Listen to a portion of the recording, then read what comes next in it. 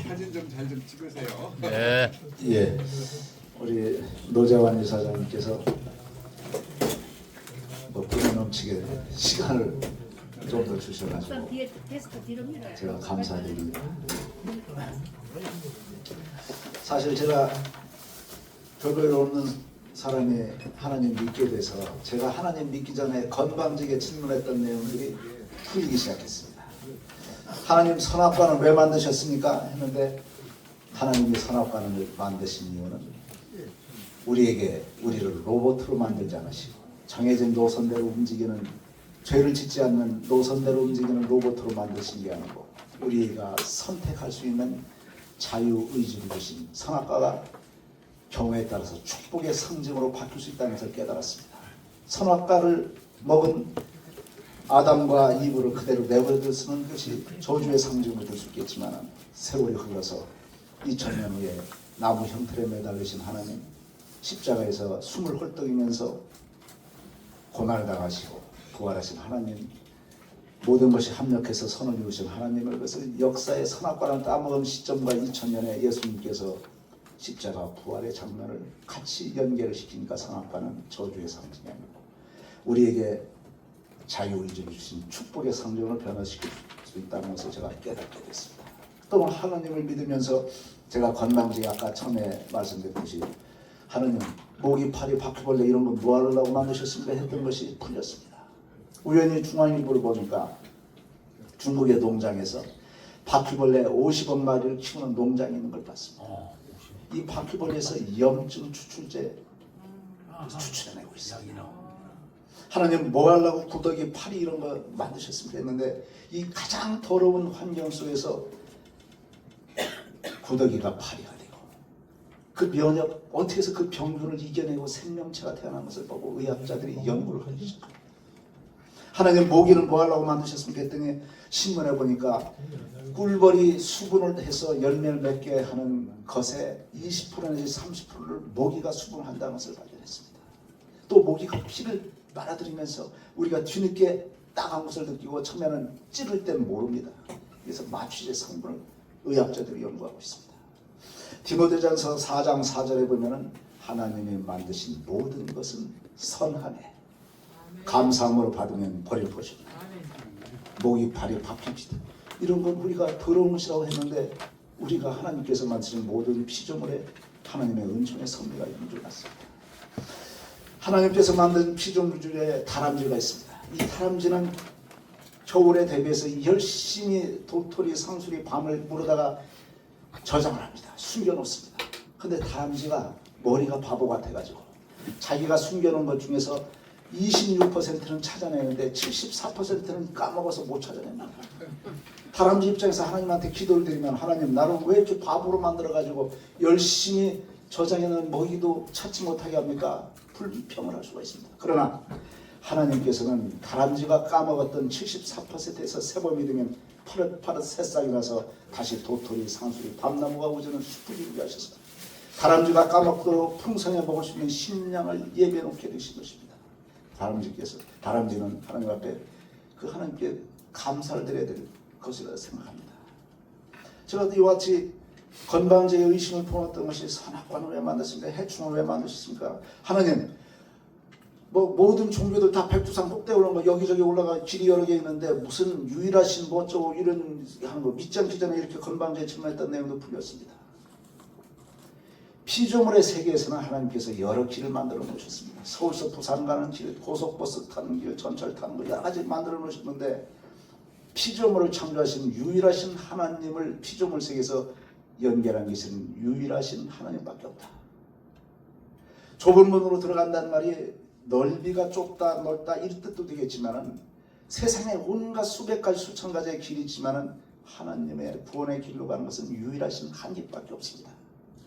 그래서 하나님을 믿기 전에 제가 건방지게 질문했던 내용들이 하나님 믿게 되면서 풀렸습니다. 제가 이제 아까 우리 아르투시 선교이기 때문에 우리가 국가 안보, 군대 이런 부분을 좀 말씀드리려 합니다. 제가 하나님의 은총으로 원래는 정보사령부에 배치돼서 이제 시험에 합격하고 나서 육군 2등병에서 이제 1등병이 됐습니다. 근데 군인 교회를 다니기 시작했는데 군인 교회 목사님이 군목님이 이제 육군 소령인데 그 당시 군종병이 연세대학교 신학대학을 나와가지고 나중에 목사님이 되셨죠.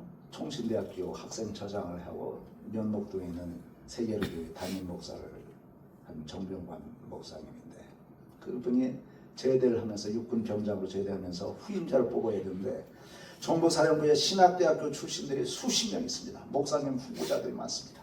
그런데 저 같은 촌놈 아무것도 모르는 놈 신학에 대해서도 아무것도 모르고 공부도 안 했던 놈 초신자죠.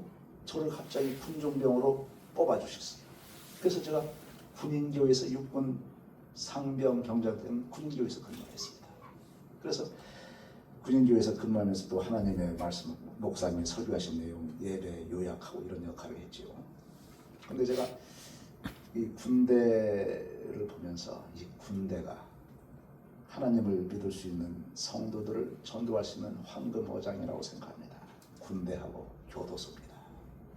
이 군대에서 하나님을 받들고 믿게 되는 계기가 많이 벌어집니다. 또 교도소도 자유가 통제된 상황에서 하나님을 믿게 되는 계기가 많이 벌어지죠. 그래서 제가 요새는 남부 교도소나 이런 데서 목사님이 같이 가서 그 집회할 때 오라고 하면 많이 따라가고 있습니다. 그런데 아로트시기 때문에 제가 이제 잠깐 국가 안보 이 부분을 말씀드리고자 합니다. 아까 노재환 이사장님이 이 말씀은 중요한 말씀하셨습니다. 하나님께서 원수를 40번, 70번에 7번 용서하라고 하셨습니다. 그러나 하나님께서 단 한 번도 사탄을 용서하라, 사탄과 사랑하라 한 적이 없습니다. 우리가 정치하는 사람들이, 이 정치꾼들이 하나님을 올바로 믿는 정치인들이 정치를 한다고 하면 달라질 정치도 있습니다.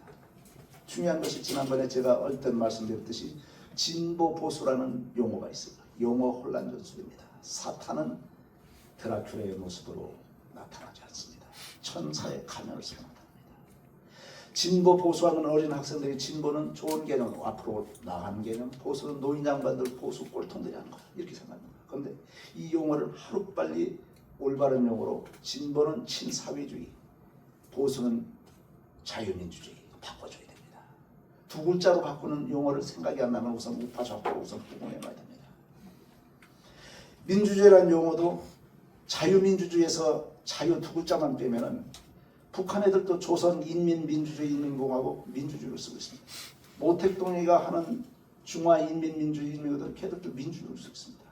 용어 혼란 전술에 우리 백성들이 속아넘어가지 않아야 되는 것입니다. 햇볕 정책이라는 것은 햇볕 정책이라는 미명하에 김대중 대통령, 노무현 대통령, 문재인 대통령이 개성공단, 금강산 관광을 통해서 미국 의회 보고서에 의하면 1조 2천억의 비자금을 갖다 바쳤습니다. 공식적으로 내놓고 바친 돈은 개성공단, 금강산 관광을 통해서 미국 의회 보고서에 의하면 8조를 갖다 바쳤다고 했습니다. 그런데 관련 경제 효과까지 따졌더니 26조를 갖다 바친 것입니다. 지금부터 20년 전, 30년 전 26조는 지금으로 따지면 260조가 될 수도 있습니다. 그 당시에 북한은 100만 명이 굶어 죽던 시절입니다. 정권이 무너져 내리기 일보 직전까지 갔습니다.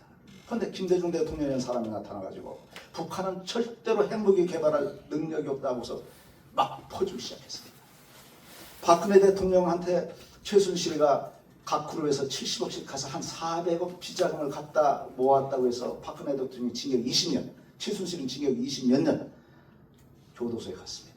그런데 김정은이한테, 김정일이한테 몰래 400억을 갖다 바친 게 아니고 1조 2천억을 갖다 바치고 26조를 갖다 바친 그 세력들은 단 한 명도 역사 앞에 4천만 국민 앞에 무릎 꿇고 사죄한 사람이 없습니다. 그 자금을 가지고 핵무기를 개발했습니다. 여러분들 통일이라 하는 것은 순진하게 접근하면 안 되는 겁니다. 통일의 방법은 두 가지밖에 없어요. 무력에 의한 방법, 전쟁을 치러서 이겨서 통일하는 방법이 한 가지고 두 번째는 상대방을 무너져 내리게 해서 무너져 내리는 것을 흡수하는 방법밖에 없습니다. 그런데 이 얘기를 하면은 역사학자들이나 정치학자들이 이런 얘기를 합니다. 무너져 내리게 해서 통일하는 사례가 있어? 그 들어봐. 다 전쟁하지 않았냐 했는데 사례가 있습니다. 무너져 내리게 해서 통일하는 방법이 서독과 동독의 통일이죠. 그리고 두 번째는 대한민국 5천년 역사의 그 역사에 무너져 내려가는 통일이 있었느냐? 있었습니다. 언제 있었습니까? 태조 왕건 궁에 철혈 정치를 폈습니다. 삼족을 멸하고 공포 정치를 폈습니다. 태조 왕건이 나중에 혁명에서 정권을 만들었습니다. 후삼국 전원과 왕건과 통일수 신라가 삼국이 분열해가지고 서로 통일해서 싸웠습니다. 전쟁을 처음엔 했습니다. 그런데 신라는 국력이 약화돼서 저절로 무너져 내려서 전쟁을 치르지 않고 흡수해 버렸습니다. 이것이 대한민국에 벌어졌던 흡수통일의 한 사례입니다. 후백제도 견훤이 열심히 전쟁을 치렀는데 나중에 신검이란 아들이 배반을 했습니다. 아버지를 금산사에 유폐를 시키고 결국은 배반을 했는데 금산사에 유폐된 이 견훤이 나중에 탈출하고 나중에 전쟁을 치를 때 후백제의 상황인 견훤이 선봉장으로 등장을 하자 백제 신검이 이끌던 장군들이 군인들이 무릎을 꿇어버렸습니다. 무너져 내려버렸습니다.